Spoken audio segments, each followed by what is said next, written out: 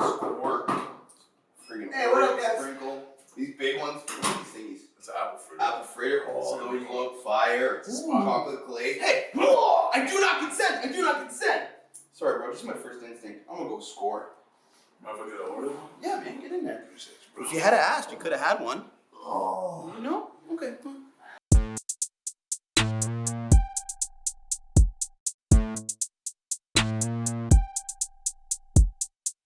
And welcome to Thicc Boy Fight Club. I'm your bucking boy. I'm Andrew the Beast Tyson. And with us today is Lucas Chaston from First Instinct Self-Defense. Before we get into it, just the Thicc Boy restaurant shout-outs. This week for me, I got to give it to Raman Zaman. They're the original spot for us. Chicken fate, the pomegranate, the watermelon juice, always extra pomegranate, extra almonds. Some of the best food in Toronto, period. But in Mississauga, it's rated, I think, as the #1 restaurant. Syrian food, like really authentic Middle Eastern food. It's delicious, and they have a bread oven there. They bake their own bread, like And fresh you can on see the it. spot. It's You like can see it. Best vibes. Love that spot. Big shout out to them. Shukran, Tyson. For me, it's San Remo Bakery. Yes, I'm keeping it in Etobicoke. We have, in my opinion, the best restaurants in the city, so I'm going to make it a point to prove that every week. They got some of the best donuts. Blog TO gives them shout-outs all the time. If you follow these guys on Instagram, their food is delicious. We got the pizza, all kinds of crazy donuts. Lucas was on defense for our donuts a little bit earlier. So Yo, they are fire. So blessed. I love donuts. Yeah, that hurt. Lucas. Another Etobicoke spot, though. Keep Listen, it in don't touch on my the donuts, block. man. This is just a fact. What about you? What's your spot? Oh, Oakville just got a Blondie's pizza. What is that? They have one here in Toronto. They just moved to Oakville. It is unreal. It's like this pepperonis with these pickled jalapenos, some like honey drizzled on top. They do a bunch of white pizzas, and for a fat guy, it is next level. And I'm a pizza guy for sure. Oh, it's really good. I'm gonna have to check that Blondie's out. pizza is special. And speaking of, like, you say a fat guy, but you're like the first like real thick boy that I know that could really fuck people up. And the I one don't know thing, about that. I'm the first thick boy you guys have had actually on the podcast. Let's be I honest. mean, We're all thick boys are, but fair enough. You when match I first met you, visual Lucas, at and the Parabellum, aesthetics. I was like, this guy can't really fight. This guy's teaching the self-defense. And then I fucked around with you one time and you fucked me up, like just like the thing. And everything that guys around you said, they were like, man, wait till you see Lucas move, and like, man, you move like a serious athlete underneath the extra cushioning you got going on. Listen, brother. the cushion helps when I get hit because Yeah, getting it is hit a fact. sucks, and I appreciate that. That's very nice of you No, to it is say, a fact. but yeah, it does help, doesn't No, it? it does. It's Yeah. a fact. Yeah. I actually have hit Lucas with full-on body shots where he's let me, and it's like nothing. It's just like laughs at literally- you. yeah, it just laughs. Yeah, at it's me. cute. He is cute though, right? Like it's like when you're like little brothers messing with you, and It's like, got to be like mosquito bites. They got to hurt a little bit, right? Like yeah, you they feel hurt the them. day after. I will never let you know it hurts, but inside my soul, I'm crying, right? Like I'm in tears. No, I appreciate that, man. That's very kind of you, but. I love fighting. Like, there's nothing aside from that. And I think that everyone should be able to have a chance to learn how to fight, no matter shape, size, age, whatever. Like, I think everyone needs to actually learn how to fight regardless. I would so agree with you. When I talk to parents a lot, I'm always telling them, like, one of the best life skills you can give your kids is swimming lessons. Because at some point in your life, your child or your adult is going to end up in water, and those swimming lessons are going to save their life. And I'm like, the same thing now applies to a fight. Yeah. At some point in your life, you are going to get into some kind of altercation, a violent altercation, and those skills that you learn, even just the basic self-defense skills, can make the difference between like drowning and treading water. 100%. I think it should be a class in school. Literally, there is stuff I learned in school that I have never used once, and I've done a lot of things, but self-defense is something that people need all the time. I can walk in downtown Toronto and somebody needs self-defense right now. Like, there is a violent encounter happening every second somewhere in the world. So why not teach our kids these skills, and not so that they can be savage monsters that, go around and try and fight people, but so they can understand what violence really is. Understanding what violence really is gives us a whole new respect, right? Like, everyone here has been in a fist fight, and we don't walk around trying to fight people. And why is that? Because we understand what happens when you fight someone. Well, training martial arts got me to stop getting into fights. Even wrestling in high school, I think that's another thing is if more kids were doing martial arts young, the need to not only prove yourself would eliminate a little more. And like you said, it's actually funny you said, if there was this thing in schools, there'd be a lot less of these interactions, I think, in these schools. If There'd be kids- less bullying. I think for sure. people that Like- do martial arts, they actually don't become bullies. Like they 100%, become. because you're constantly ego checked. Yes. I walk into the gym every day, and at some point during the time in the gym, someone checks my ego. That's what I love about martial arts is I get 100%. empowered. I get to smash someone way bigger than me, and I get to feel empowered. And then I also get humbled. I Yep. get In the smashed by same some day. smaller guy than me who's Yeah. who's just way better, and like so I get both those feelings, and then like you get really a grounded sense of who you are. Yeah, You and don't there's feel the need to prove anything. no, and there's no reason to. And if you want to prove it, like here's a couple options. You can do it safely and figure out what's going on. Figure out what's what.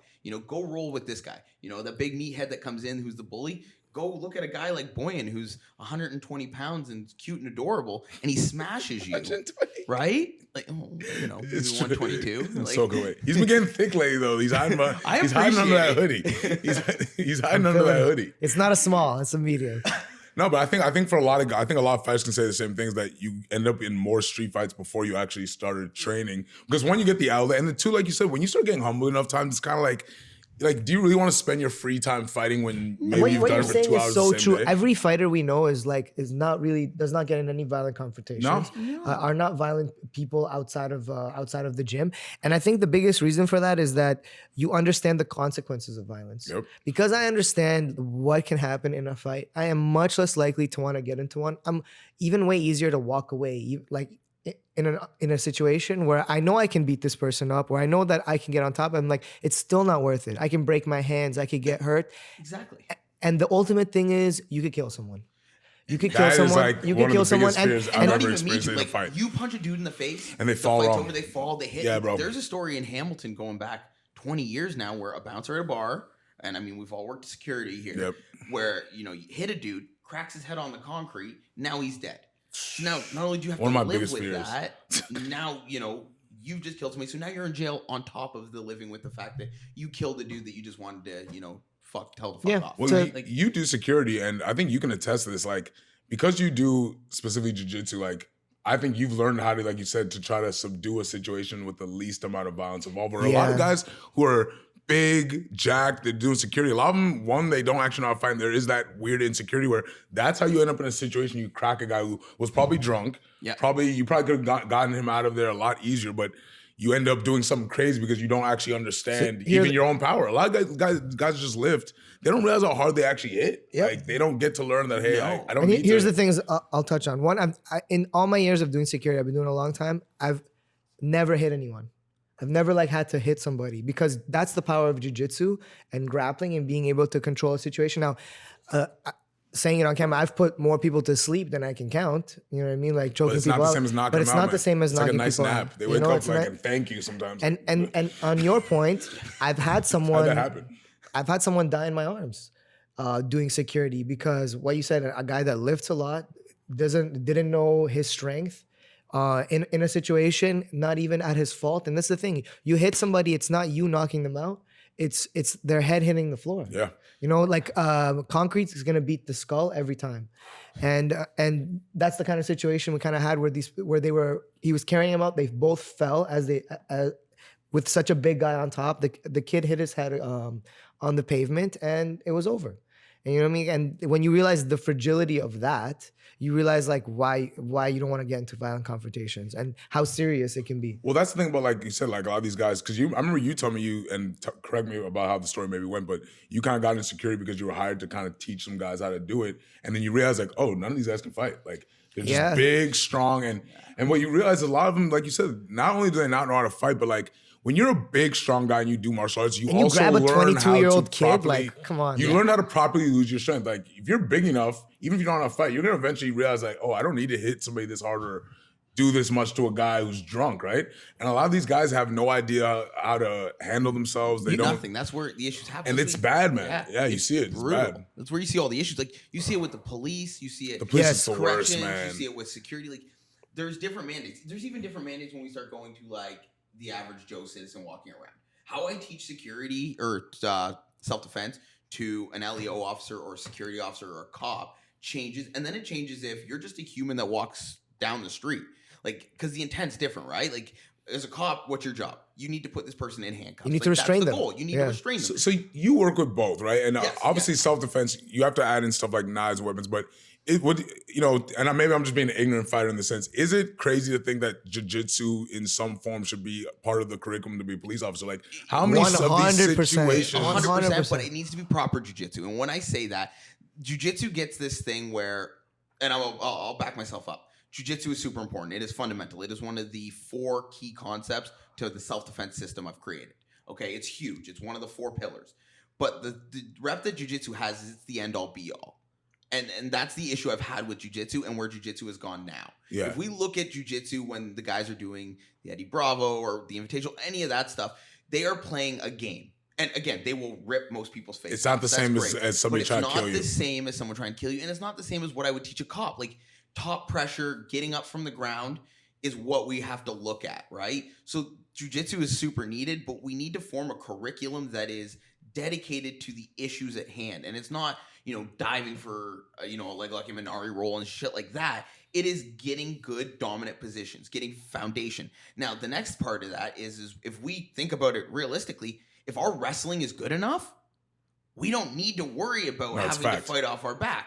Now, we take that even one step further. And again, I don't recommend striking. Like, again, for most people, throwing a haymaker, you are going to break your hand. You are going to hurt someone. Now, is that an option? Yeah. For cops, not as much. But the problem I'd rather get punched by a cop knowing than boxing shot, right? and knowing how punches. And I feel like a lot of them, it's fear. I feel like a lot. You watch some of these situations, like if you just understood like a little bit of Boxing. positioning control. But even understanding boxing and being like knowing what's coming at you, how to properly have your hands now up. we can set ourselves up to wrestle properly. Yes. You guys don't shoot double legs, just whenever you feel like it, because you're going to get kneed in the face. The worst part of this is with the cops is a lot of times they have back. It's not even like a lot of times where it's them on a one-on-one. A lot of times they just simply do not know how to handle somebody who's a little drunk. I've seen. It's more fear than anything. I've seen straight up embarrassing things. Yeah, I see more because it's like when there's 3-4 cops, if one of them just simply understood position, you don't need to understand. You already have your backup. You guys have weapons. Like a lot of times it just seems like fear that's causing these weird. It's like 100%. Like nobody feels confident to just grab the guy, and it's just weird to me when you see. I'm like, how do you get access to a gun and not feel comfortable to do this first? It's weird. I've seen embarrassing things like with cops trying to subdue people and like one-armed locks, like the use of force, and you're like, man, just 1 month of jiu-jitsu would like give this guy such an easier time with his job. 100%. I think it should be mandatory to be training for police officers in self-defense or whatever you want to call it for them. But 20% of the time. Yeah, I don't. 20% of the time, they should be training. And the outlet. I think the outlet for them would also release some of this tension that a lot of cops. And how much better would these cops carry themselves? Yeah, I think you know how you carry yourself when you know you can handle yourself in a self-defense situation. I know you can attest to that. How much self-defense is like posturing and the confidence that you have in yourself. And if cops had that, so many of them are like have fear when they're. Think of how many cops we all have trained with or COs and then you think about their confidence and how they carry themselves, you know what I mean? And it's like, they are way different in those pressure situations than their counterparts who don't know colleagues, anything. You just know it. You just said the magic word, though. You just know it. And that's what people don't do, though. They don't pressure test anything. It's my biggest issue with training anyone is you see a lot of, we can get into self-defense systems and why I think 98% of self-defense systems in the world are absolute crap. They are bullshit. I don't want to. Self-defense is bullshit. We'll get into it. By all means, please shit on whoever you want. I think self-defense is the biggest load of shit going. But in terms of cops, there is no pressure testing. Like, they need to be put under pressure weekly so that when they're under real pressure, like, again, this is pressure that none of us fully know. Right? Like to an extent, maybe you have a little more experience being in security, but we're at the point where maybe somebody has a gun pointed at you. Maybe they've drawn a knife on you. Yep. But now not only do you have to protect your life, you're trying to protect everyone else's. That's different, right? Because like if I have someone pull a gun on me, I'm worried about me. If I have my girlfriend with me, my daughter with me, something like that, okay, I have to worry about them. But that cop's responsible for everyone else's life. Yeah. And they still have to do their job. But they should still have this person in cuffs. But even they should still have a priority. But that's such a small percentage of their encounters. Myself, my colleagues, the patrons around me, then the suspect last. There's a lot of big things, and what I will say about a lot of cops, like a lot of good cops, again, there's bad cops out there. They put themselves under all of those priorities. You see cops do it a lot, like the good ones, right? They put themselves at the bottom of that list trying to protect the public. But why not give them an outlet to actually be, good at doing their job. Well, this was confusing. So, like, let's pre-COVID, right? When jiu-jitsu was legal, right? Yeah. Because technically jiu-jitsu is Yeah, legal too, right? we don't train. Yeah, but like think overrated. about how many jiu-jitsu gyms there are in just Toronto alone, right? And then you think about LA and like all these big cities. What do you think about what you have to go through to get a gun here legally in this country and to be able to carry it? How is it possible that somebody can skip over the feeling of understanding self-defense without a weapon to having a gun? That's what I'm more confused about. Like, you let people do jiu-jitsu, right? So why wouldn't these And cops that's have why you're access gonna to have- something like this on, like you said, 20%? It's very confusing. That's Like, going to result in cops reaching for their gun way more often than using because the you're other scared. levels of use of force that they have in the other trainings that they have. 100%. And like, I love cops. Like, some of my best friends are cops, and they all train. It's the ones that don't train that's where I have the issue. Yeah, like, and I do think it's one of those things where, like we've talked about this before. We don't believe that you have to be a martial artist to have the same philosophy, right? Like, you can just be someone who likes to train hard. Like, that's our whole philosophy. But I do think police for someone like officers, police, I you think that should is an be. automatic, just like a soldier. Like you're kind of like a warrior of the society, keeping the peace, protecting the law. For you to not have a self-defense mindset at all times, it's ridiculous. You shouldn't be doing that job realistically. Maybe we should delegate you just to doing parking tickets, or you know what I mean, like.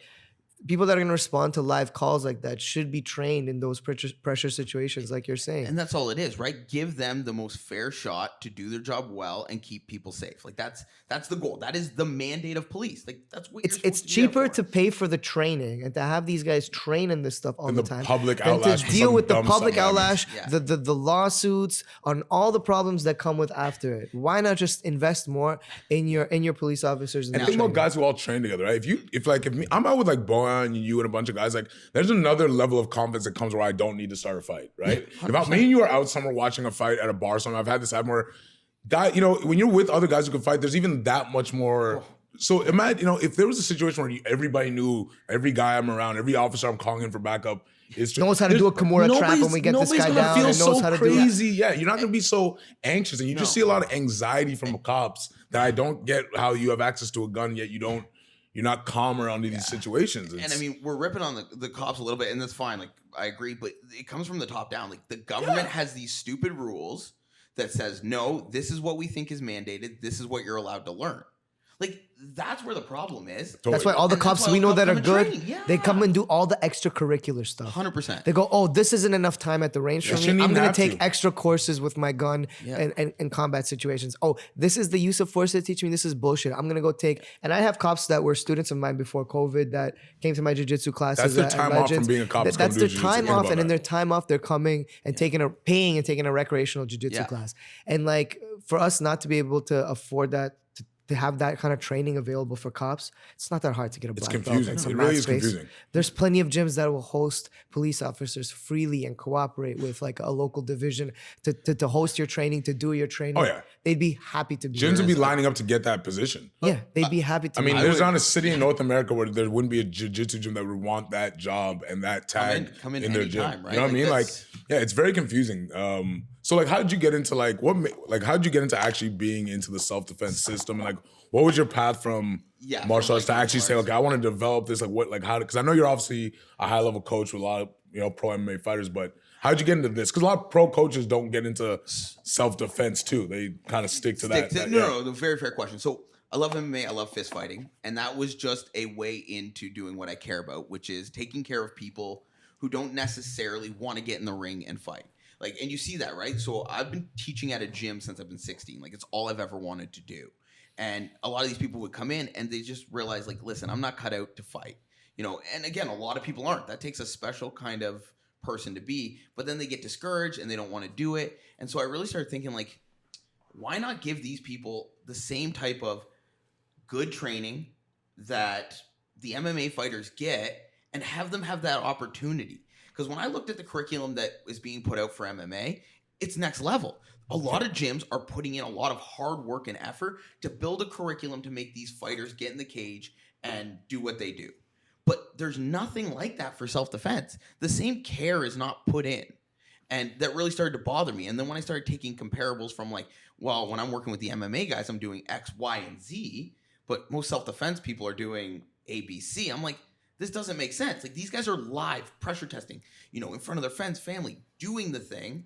And a lot of people aren't. I was like, I need to do something better. I need to make and help create something better. Now, I was super fortunate to be surrounded with some really talented guys. Like Lyndon Whitlock helped me a ton. Roy McDonald helped me a ton. And it just gave me the ability to have a curriculum that I created, and I tried to fill all the holes that the typical McDojo mindset of self-defense didn't have, right? And I'm sure you guys can agree. I love that term, McDojo. It's the truth. So when I look at your self-defense, my take on it is it's fundamentally MMA based. It has to be. And it's and you've rounded out the holes of the things that we're not allowed to do in MMA with some of the Krav Maga moves that I've seen, right? So like eye pokes and groin, because hitting someone in the groin is probably one of the most effective ways to use self-defense. Yes and no. So I'm one of those people that argue on everything, right? And my argument is for a long time in Krav Maga, I don't even call myself Krav Maga anymore. It was groin kick everything. But the fact that like groin kick is your fucking end all be all is insane. Everything.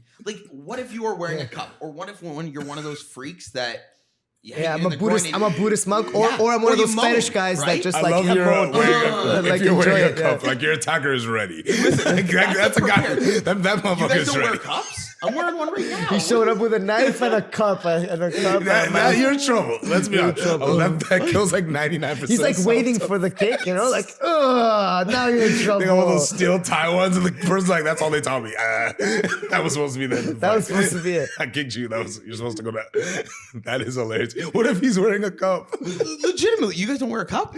No. I'm wearing one right now. See, that's how I know he's really thought this through. Like, what if your attackers wearing a cup? I used to bring my mouth guard to security sometimes. You were that guy. And then I stopped. But in the beginning, I was like worried if there's gonna be fights. I'm like, I'm slipping this bad boy in. I'm not losing no teeth. Don't be that guy. Oh my god, I just lost like a little bit of respect. That's a lot. That's a lot of respect gone now. It didn't last too long. It's like when you wear a vest and you're like, why am I wearing it? Especially if the fight doesn't actually happen. You put them out here. There's like, I'll just leave, bro. Are you fighting the guy that goes... puts the mouthpiece in? No. Well, now I'd be like, all right, I have to see if you're any good. That's the psychopath you're not That fighting. might actually get me to get into a street fight. I'd be like, I kind of want to see what happens now. That's the craziest thing of that insecurity is you can never underestimate anybody. Like I was going to walk away, but now I feel this feels kind of official. Yeah, we're going to touch gloves and we'll see what happens. You're hilarious. Did you ever wear a cup? No, I didn't. That would have been smarter. But I knew a guy that wore like elbow pads and knee pads. Elbow and knee pads? Elbow pads and knee pads. No, to security. So like at the bouncer, like so that in case because like you take hard knees to the ground, like when you're like taking guys down. Oh, so he was like serious. He was like about ready, it. yeah. Like he was like if he went down, like the knee was padded. That guy's serious. I like that. Guys, get ready, man. Some guys look like Batman. They got all the gadgets. They got like the belt with every thing. You're like, can I get a calculator? Can I get a flashlight? Can I get a, you know? Those are some prepared people. That is hilarious. The mouthpiece thing is funny though. That mouthpiece thing's amazing. You can never be too prepared for something like that. No, but that is funny you bring up that like the groin kick is everything because you're right. That kind of seems to be the... Everyone loves it, but it's not the end all be all. I can go for this. If no, you never do double. Never the double. Can't they do this? Go ahead, try that. Yeah. Oh, I forgot. You think it was just a joke? You thought the Three Stooges were just... Come on, man. You know better. You got to go single. This is why you're not the self-defense coach. This is why I have that title, sir. So you never go double.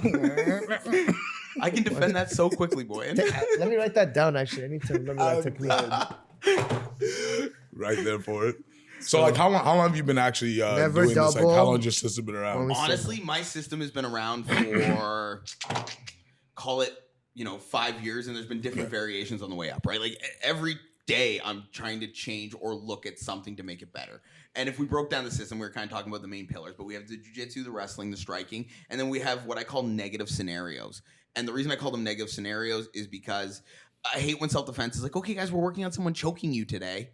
Well, no one just choked me, so I've now either been surprised or I have messed up so much that I've ended up in this scenario and it's now negative. And I like to try and start with getting the emotion out of scenarios, right? I want people to do it using principles, and those principles will have techniques. Everyone's got different techniques. So I can't say my technique's better than your technique that you teach, but the principle should outlast everything. So if Boyan chooses to throw an overhand right and I choose to throw a right straight, Neither is wrong. It's just at the end of the day, the principle is still to hit this person in the face. How we get there doesn't matter. So when we're dealing with the negative scenarios, it takes emotion away from it, and I can start breaking things down. And then what I will do is I'll reintroduce emotion to get people comfortable with the idea of violence, right? And I'll start getting them ready to be okay dealing with stress, anxiety, and all the things that come along with being in a fist fight and hurting someone. That's what I was gonna say. Like when we first had Para going and people were coming in, Oakville's a very nice community, right? I would call it more white collar than anything, and it's a soft community. I don't mean that in an ignorant way to Oakville. I like Oakville. I live there now, but it's soft. So you get people coming in and they didn't want to get hit, which I understand, but they also had a hard time hitting people, and that took me the longest to shift my brain around because I've been punching people in the face since I was 4 or 5 years old. Yeah, I got no issues. That is normal. Like, I don't care who you are. You could be my best friend. And depending on what's going on, I will punch you in the face. Yeah, I've punched. I was gonna say I've punched you. I've punched you in the face. I kind of like you guys. So 100%. You're all right. But I'm willing to punch my best friend in the face depending on the scenario. But these people were unwilling to punch a stranger in the face. So I was like, holy shit. Like, that is just, you are so uncomfortable with violence that you're not even willing to hurt someone when your life's at risk. It's literally self-defense for them. Like, literally, like, I'm just here to defend myself. Yeah. And it's a big difference. Which is the wrong mindset too, right? Like, if we break it down, like, trying to avoid a scenario is number one.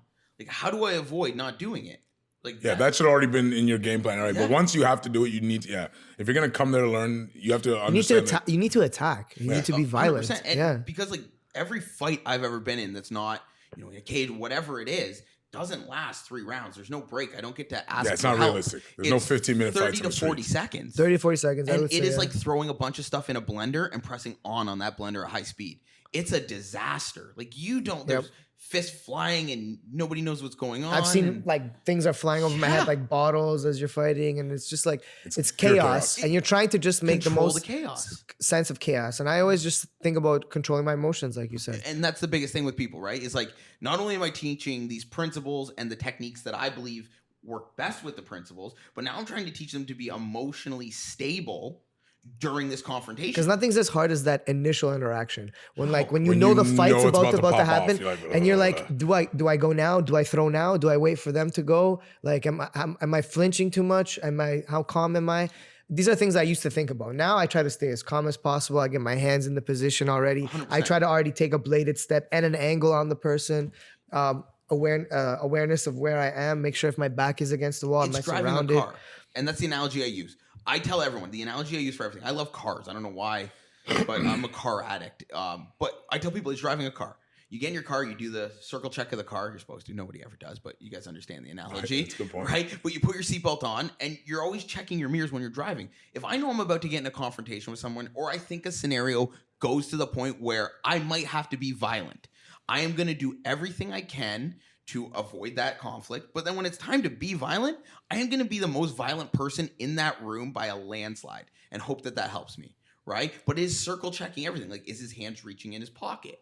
Because now that might be a Is his time hand when- behind his back? Exactly. Yeah. What's he doing? What's he reaching for? So I have a question. I'm like, Yes. I'm very self-defense minded in Yes, terms you are. of sense of like when I walk into a place, I'm already assessing the situation, even if it's the safest, even if it's a baby shower make sense. at my Yeah. family's, I am looking at who's the biggest threat in the room. Yeah. Like, who is the person that if I have to fight, that is the most dangerous guy. I should probably take him out first. Where are the exits? Can I position myself when my back is against the wall? And because I've thought like that all the time, I'm literally like that all the time. So like, do you try to teach that to people, like to have a 100%. self-defense And mindset? I've had to chill myself out because I used to be, I'm better now. I used to be like real bad. Like, I'd have to sit at certain booths. I'd always have like one knife on me and like one in the car. And like, it got to the point where I was just OCD about it. But yeah, that is the self-protection part I'm talking about. Like, when you walk into a room, have a plan, right? And I forget who said it famously, but have a plan to kill everyone in the room. And not that, we're going to kill everyone in the room. I think it was Jocko Willing. It might have been Jocko Feels like Willing. a Jason. Or Feels like Tim a Jason Kennedy. Bourne movie. Moment, Yeah, but yeah, like, legitimately. But yeah, you should. And I always look at the biggest threat. Like, be like, man. So it's like, If there's one person in the room, it's Yeah. that guy. Yeah. Exactly. Or who is going to be, not even the biggest threat, but like, who's the alpha in the room? Are they a loudmouth? And how is this going to go for me? But I do the same thing. Like, where's the windows? Like, I walked in here, and I'm sure you guys can attest. Like, I walked in like a sketch bag, and I do it in every room. And I'm getting better at being like walls. I'm looking around. Like, I'm looking. Can I jump out the window? Like, what's going on? Where's the things I can use? Incense is burning. It's smoky.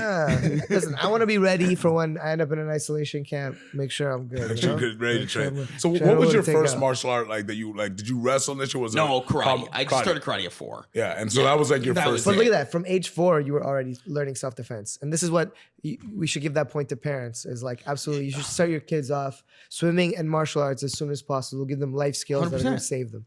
You know. Totally agree. No, I agree. Well, thank you so much for being on here, man. We gotta do this again. So yeah, definitely gotta do this. I want to ask you some more questions next time about some of the fights. We didn't get to get into that, but guys, definitely check out our boy Lucas. Amazing, based out of Oakville. Spent some time in Niagara, Southern Ontario, basically all around. Yeah, thanks for joining us. First Instinct Self-Defense. Check it out. Thanks, boys.